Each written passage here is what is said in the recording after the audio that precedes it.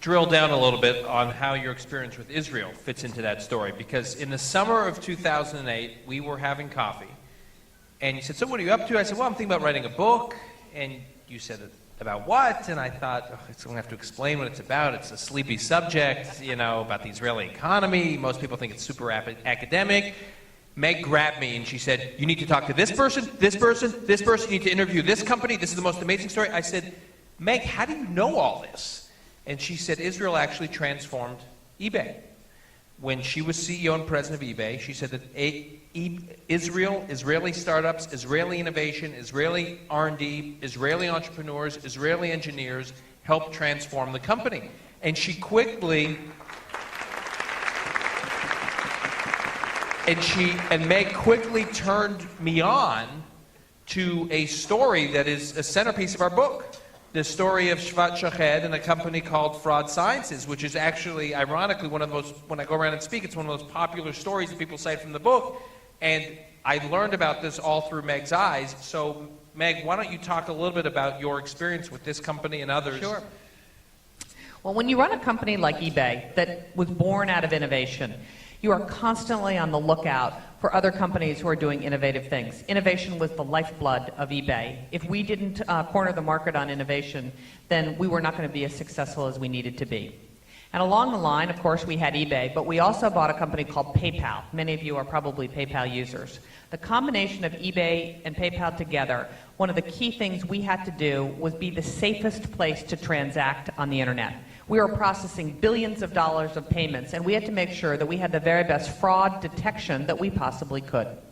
And I thought we were doing a good job, but we were constantly scanning the world for great technology innovation. And one day my team came to me and said, there is a remarkable company in Israel called Fraud Sciences. We think they're doing things that we have not even begun to think about. So I said, well, let's meet them. Let's see if there's things we could do together. And I was thinking maybe we license their technology or we work with them. And what we did is we gave them a chunk of PayPal data and eBay data. And they came back after 30 days.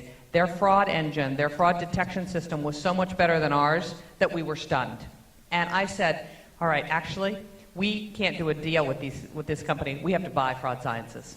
And Fraud Sciences has become the fraud detection engine for both eBay and PayPal. It has revolutionized the company. If we had not done that acquisition, I'm not sure that PayPal would nearly be the way to pay on the internet that it has become today. And we learned a tremendous amount from this Israeli company. And still today have, I don't know, 500 or 600 people in Israel working on Fraud Sciences that actually impact eBay every single day. And then there was also shopping.com. Tell us that story.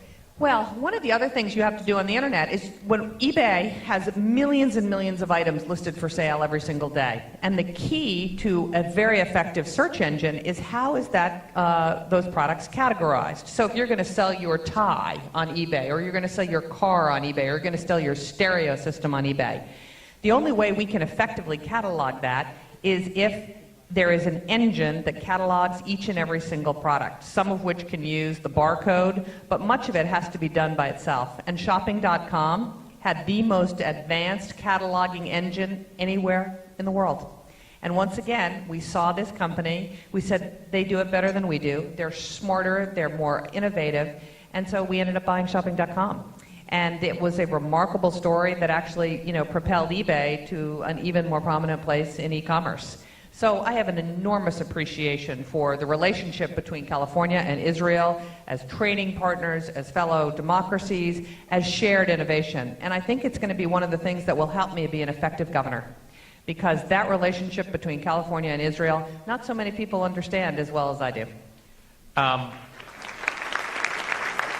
I want to drill down specifically on that, because I don't have to tell this audience, which is very familiar with the military campaign against Israel.